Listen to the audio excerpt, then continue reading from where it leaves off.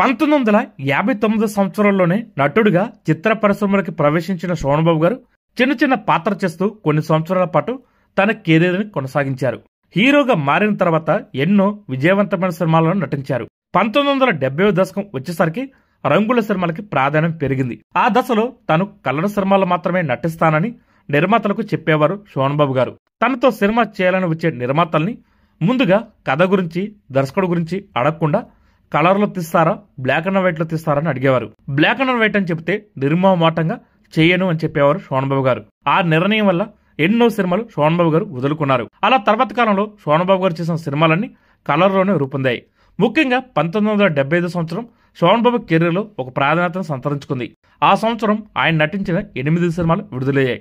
అన్ని కలర్ సినిమాలే కావడం మరో విషయం. ఇందులో 5 సినిమాలు సూపర్ హిట్ అయి ఆ రోజుల్లో సంచలనం సృష్టించాయి. దేవుడు చేసిన పెళ్లి, అందరూ మంచివారే, బాబు, జీవనజ్యోతి, బలిపీఠం, జేబు దొంగ, గుణవంతుడు, సోగ్గాడు ఈ 8 సినిమాలు 1975 సంవత్సరం విడుదలయ్యాయి. వీటిలో 5 సినిమాలు బ్లాక్ బస్టర్ హిట్ అయ్యాయి. ముఖ్యంగా బలిపీఠం, జీవనజ్యోతి, సోగ్గాడు సాధించిన సంచలన విజయాలు శోభన్ బాబుని స్టార్ హీరోగా నిలబెట్టాయి. ఆ సంవత్సరం మొదట విడుదలైన దేవుడు చేసిన పెళ్లి సినిమాలో శోభన్ బాబు సరసన శారద హీరోయిన్ గా నటించారు.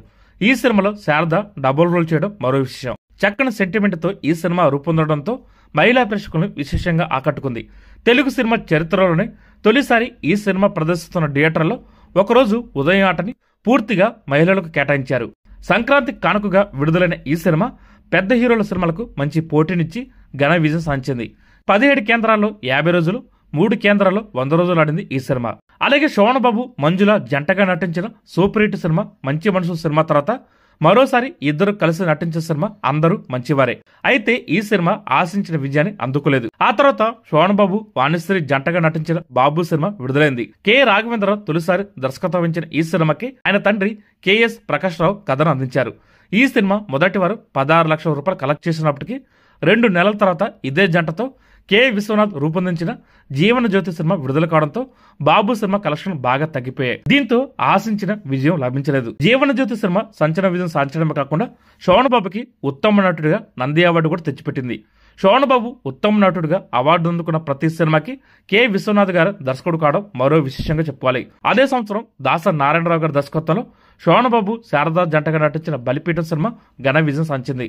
ఆ తర్వాత వి మధుసూదనరావు దర్శకత్వంలో శోభన్ బాబు నటించిన సినిమా జేబు దొంగ. ఈ సినిమాలో మంజుల హీరోయిన్ గా నటించింది.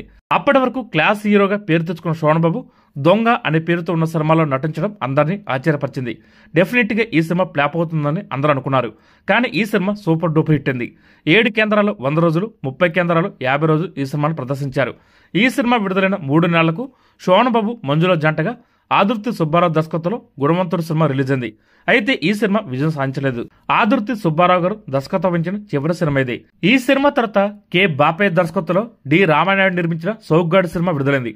అంతకుముందు ఇదే బ్యానర్ లో ద్రోహి అనే ఫ్లాప్ సినిమా తీసిన బాపయ్యకి మళ్లీ రెండో అవకాశం ఇచ్చారు రామానాయుడు గారు. దాన్ని చక్కగా సద్వినియోగం చేసుకున్నారు బాపయ్య గారు. ఈ సినిమా షూటింగ్ జరుగుతున్న సమయంలోనే ఎన్టీఆర్, వాణిశ్రీ జంటగా ఎదురులేని మనిషి సినిమా ప్రారంభమైంది. ఈ సినిమా కూడా బాపయ్య దర్శకుడు. ఈ 2 సినిమాలు వారం గ్యాప్ తో రిలీజ్ అయి ఘన విజయం సాధించాయి. అలా 1975 సంవత్సరంలో శోభన్ బాబు 5 బ్లాక్ బస్టర్ సినిమాలు ఇచ్చి రికార్డు క్రియేట్ చేశారు.